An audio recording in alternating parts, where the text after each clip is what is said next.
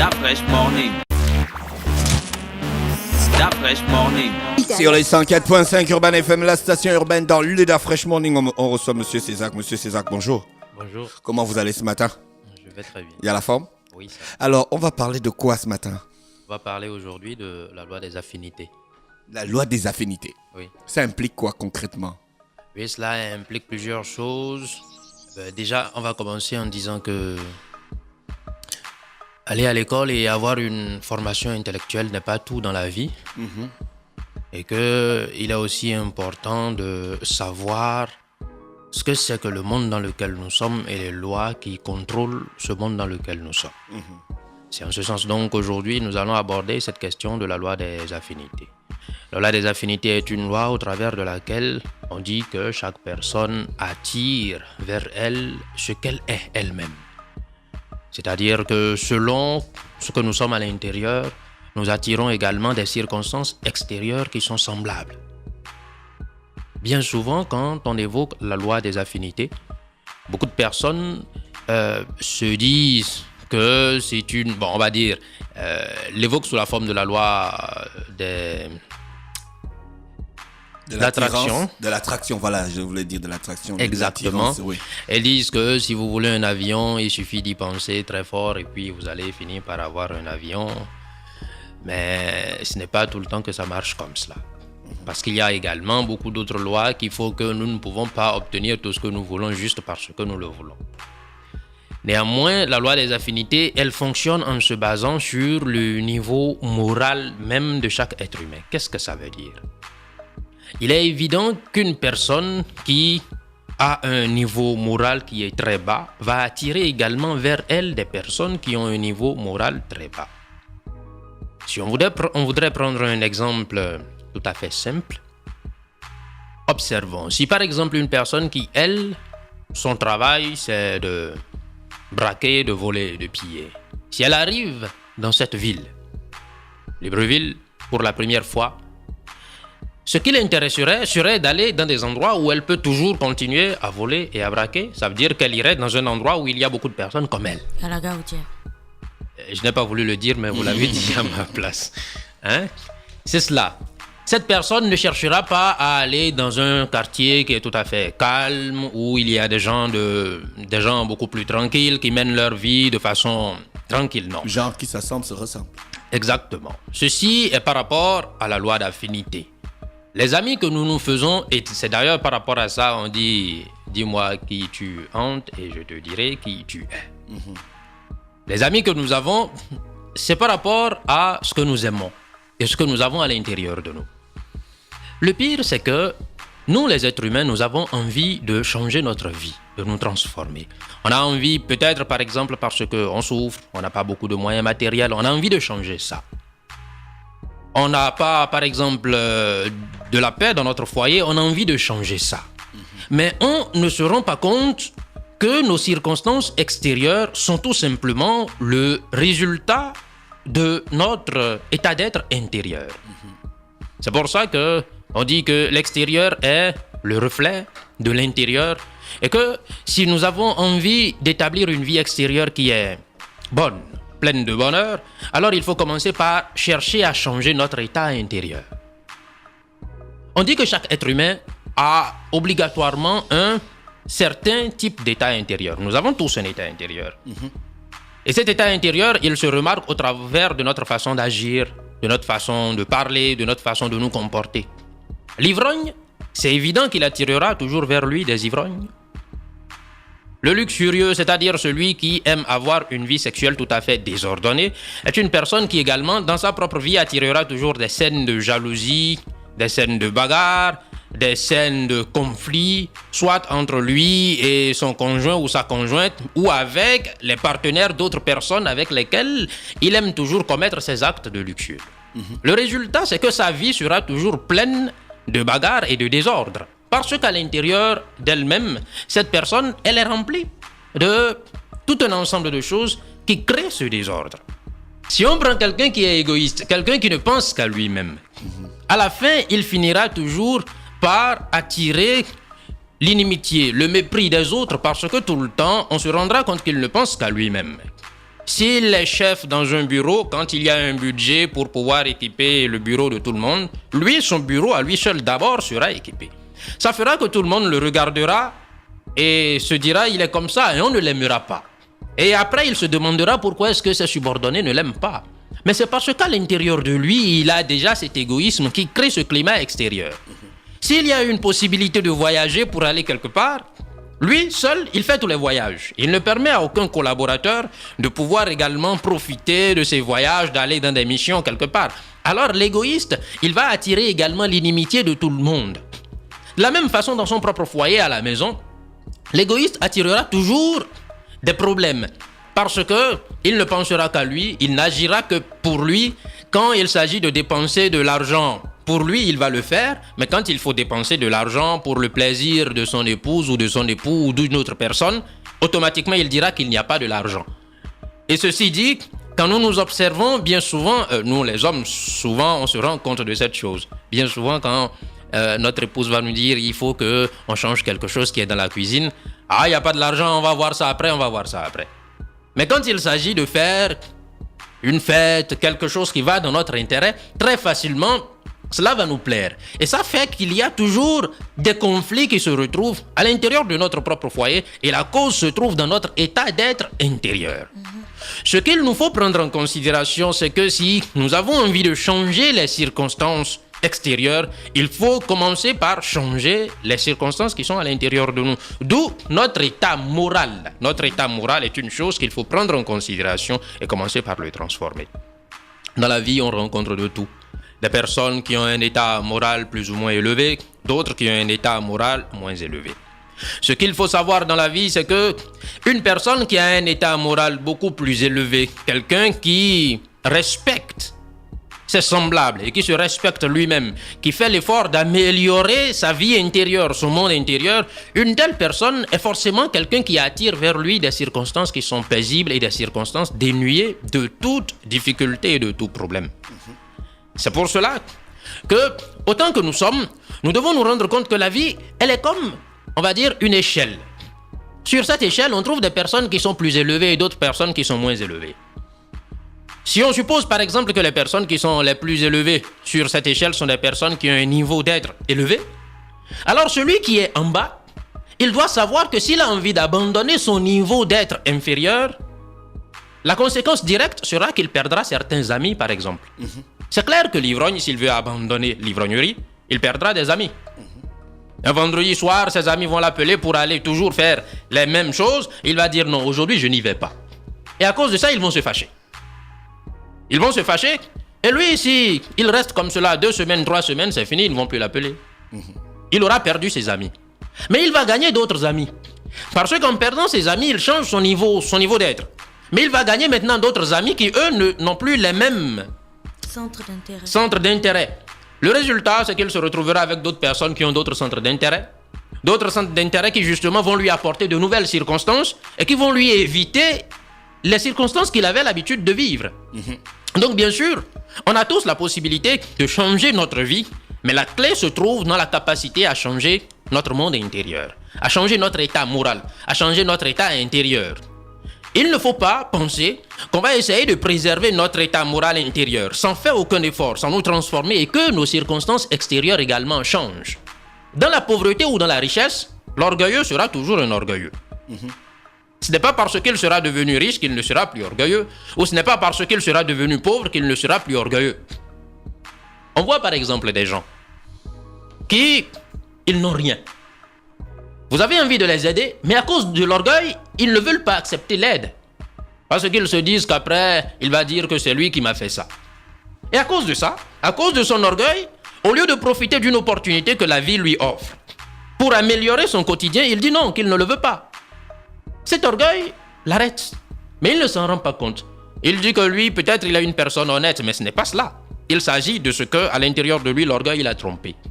C'est ainsi aussi que celui qui a beaucoup de moyens matériels, il peut faire des erreurs en pensant qu'il n'aura besoin de l'aide de personne parce qu'il a tout. Mais à un moment donné, il se rend compte que, mais même s'il a tout, et ça arrive souvent.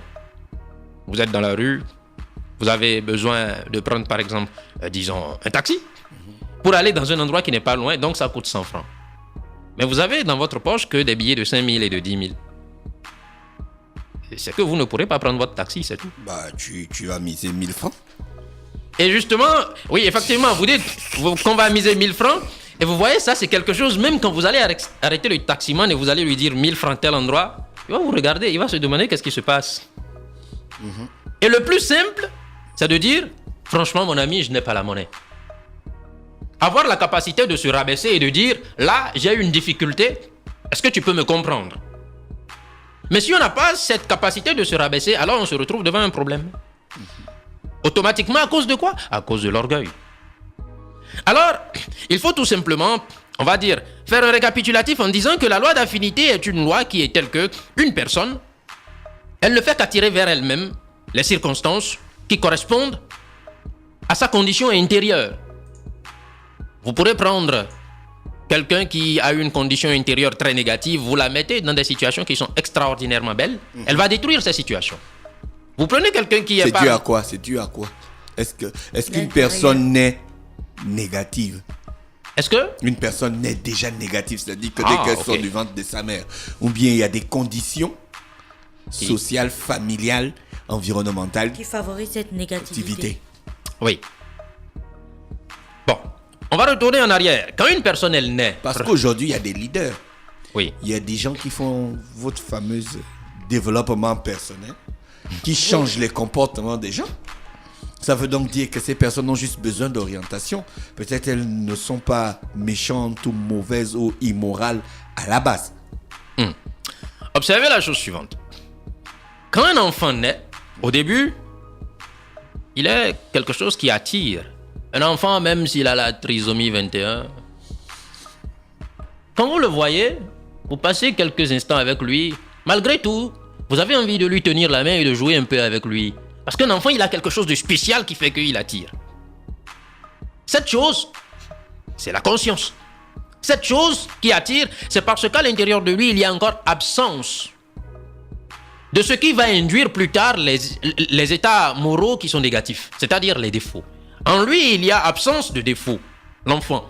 Mais ça ne veut pas dire que les défauts plus tard, c'est la société qui va lui donner. C'est parce qu'il manque encore à l'intérieur de lui quelque chose qui fait qu'il ne sait pas encore exprimer ni les défauts, ni exprimer la conscience. Alors, il ne récupère pas encore ses défauts. L'enfant, il ne sait pas. Un enfant, s'il a faim, il pleure. Et puis c'est tout. Ce n'est pas qu'il est fâché, ce n'est pas qu'il n'est pas fâché, il pleure. C'est sa façon de pouvoir exprimer ce qu'il a. S'il est malade, il pleure. Un enfant, vous l'observez, des fois, vous ne savez pas ce qui se passe et il sourit. Vous ne savez pas pourquoi il sourit. Il sourit tout simplement, tout seul. Et après, il arrête encore son sourire. Il n'a pas encore la capacité d'exprimer la douleur, plutôt d'exprimer la colère, d'exprimer la vengeance, d'exprimer l'orgueil. Mais qu'est-ce qu'on observe? Plus il grandit, et il commence par forger ses propres habitudes en observant les autres, en observant la façon dont les autres font. Et grâce à ça, il devient capable d'exprimer ses propres défauts. Et c'est à partir de ce moment que ces défauts, qui en réalité sont des choses de type psychologique et psychique, qui existaient, qui étaient là et qui attendaient seulement sa capacité de pouvoir les exprimer, ces choses commencent maintenant par s'exprimer au travers de lui. Alors cet enfant, il commence par être capable d'exprimer l'orgueil, la colère. Vous lui dites, prends-moi ce bol. Oui, il boude, exactement, comme on dit. Prends-moi ce bol qui est là-bas. Ah, moi je suis en train de jouer. Il n'a pas le temps. Il commence déjà par être capable d'exprimer ce caractère. C'est là que les défauts commencent par s'accumuler. C'est pour ça qu'on dit que normalement, en tant que parents, nous avons une grave responsabilité face à tous nos enfants dans nos comportements, parce que c'est grâce à nos comportements que nos enfants, ils forgent leurs habitudes.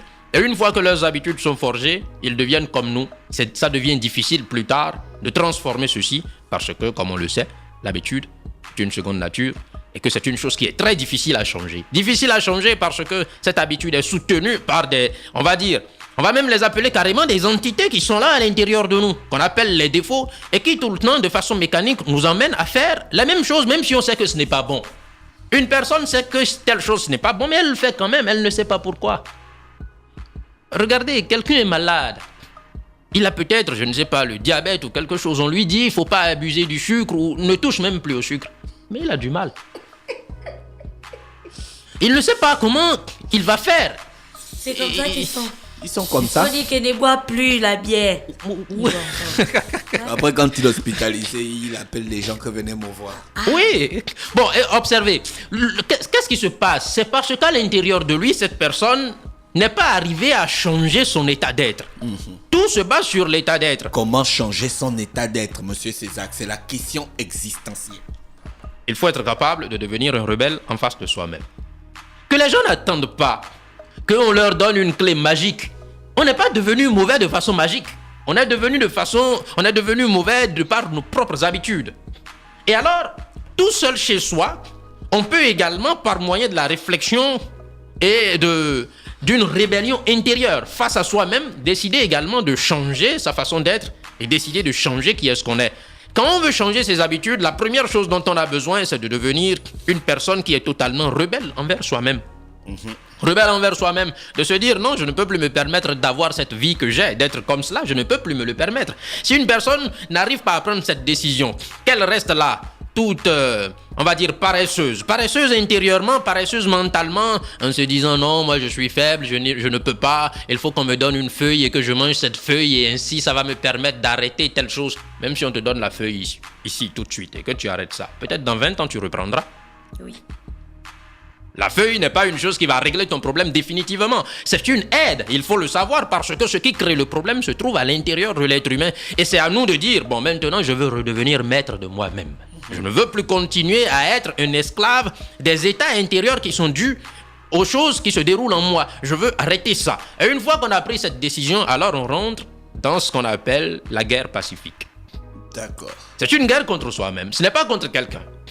C'est pour ça qu'on a souvent dit sur cette émission, si quelqu'un, il nous met en colère, il ne faut pas voir que c'est lui le problème. Il faut retourner vers soi-même parce qu'on est un guerrier, mais pacifique. Un guerrier qui ne crée pas des problèmes dehors. Un guerrier qui se retourne contre lui et qui fait la guerre intérieurement.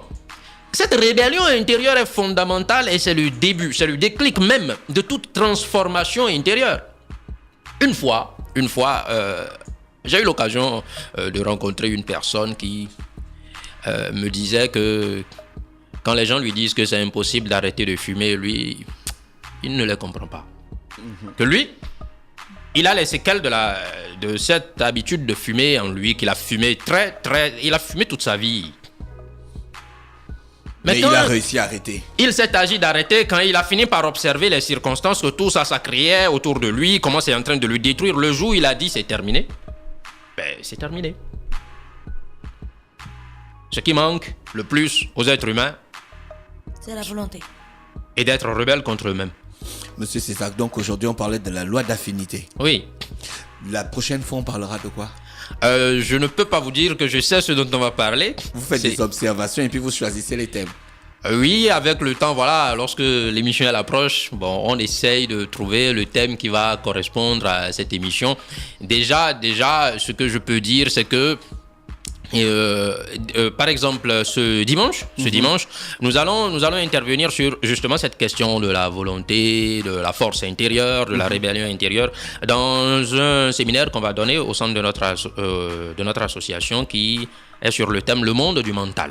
D'accord. Parce que la question de la force intérieure vient de la capacité de dominer son mental. Vous faites aussi une émission sur une autre radio, elle est interactive. Là, les gens appellent. Oui. Quelles sont les questions qui reviennent souvent? Bon, pour tout dire, cette émission qu'on fait sur cette radio est beaucoup plus spirituelle. Ah, d'accord. Beaucoup plus spirituelle. Si vous l'écoutez, vous allez voir que c'est des questions qui sont beaucoup de personnes qui posent des questions par rapport qu'est-ce que ça veut dire tel rêve, comment est-ce qu'on fait par exemple pour comprendre la question de la sortie consciente en astral, c'est quoi ce genre de choses, qu'est-ce que ça veut dire. Voilà, c'est des questions. Les gens vous parlent des sorties astrales, Oui. des voyages astrales. Bien sûr, parce que vous voyez ce qui se passe et personnellement, c'est des choses qui nous surprennent nous-mêmes. On a l'impression que les personnes ont peur. Mais en réalité, tout le monde a les questionnements à l'intérieur de lui. Mais tout le monde n'a pas la capacité de comprendre ça. Voilà pourquoi on a quand même voilà pourquoi il y a des maîtres spirituels ou bien des maîtres à l'école ou au lycée. Ben oui, c'est pour ça que justement, effectivement, les questions qui reviennent sont des questions bien souvent en fait, assez... sur cette émission, sur la radio sur laquelle vous faites l'émission interactive, vous vous rendez compte que les gens ont beaucoup plus besoin de stabilité spirituelle qu'autre chose en fait. Oui. Et c'est une émission où des fois, on n'a même plus la possibilité de développer un thème. On ne fait que répondre à des questions du début jusqu'à la fin. Voilà pourquoi vous comprenez qu'on ne fait pas ça ici. Sinon, on ne fera jamais nos thèmes. Oui, c'est ça. Et puis l'autre chose aussi, c'est de prendre en considération que... Non, j'apprécie vraiment la façon dont l'émission, elle se fait ici, parce que ça laisse vraiment le temps de développer un thème, d'expliquer ce qu'on a besoin d'expliquer, et c'est bien. Mais de l'autre côté aussi... C'est intéressant de voir les réactions des populations, des auditeurs, je voulais dire. Exactement. Les réactions des auditeurs, c'est quand même important. Exactement, c'est très important de le savoir et de savoir comment orienter d'ailleurs ce qu'on transmet selon la compréhension et selon les incompréhensions qui apparaissent. Donc, il y a des gens qui veulent faire le voyage astral. Bien sûr. Ils veulent aller... Oui, c'est cela. Vous voyez, c'est parce que... Pourquoi est-ce que ces questions arrivent? Ces questions, elles arrivent parce que on a expliqué d'abord ce que c'est que le voyage astral. Nous avons une conception de ça.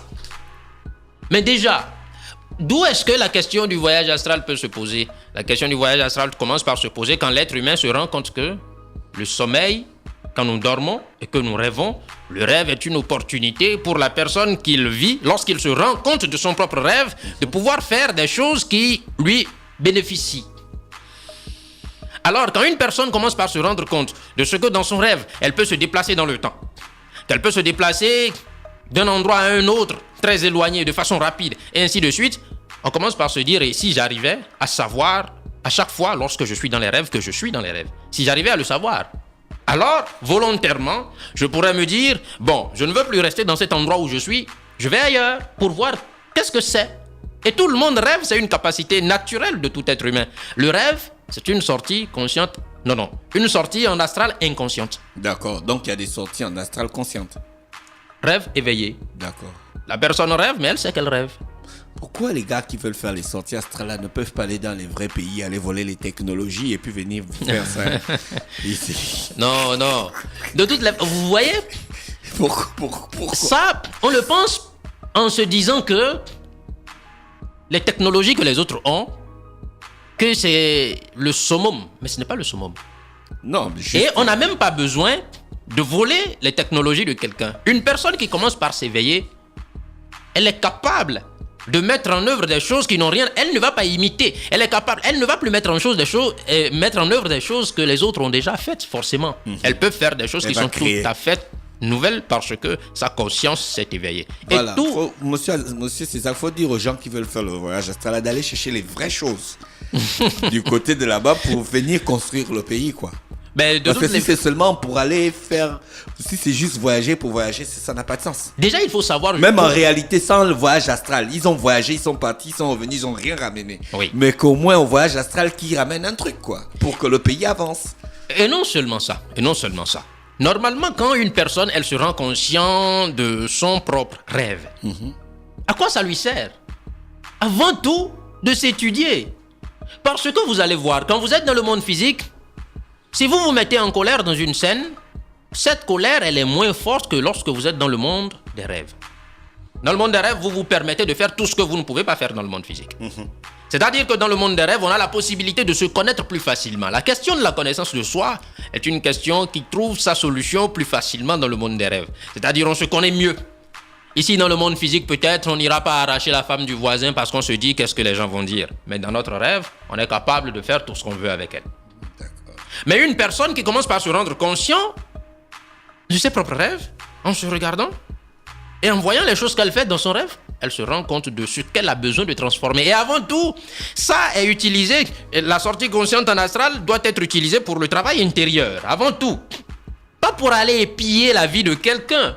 Ça est une erreur. C'est une erreur. Est-ce que vous dites ça à vos auditeurs sur la radio sur laquelle vous faites l'émission interactive? S'il nous arrive de parler de sortie consciente en astral, c'est inévitable qu'on en parle. D'accord. Parce que il y a la lumière, il y a les ténèbres. Il y a le blanc, il y a le noir.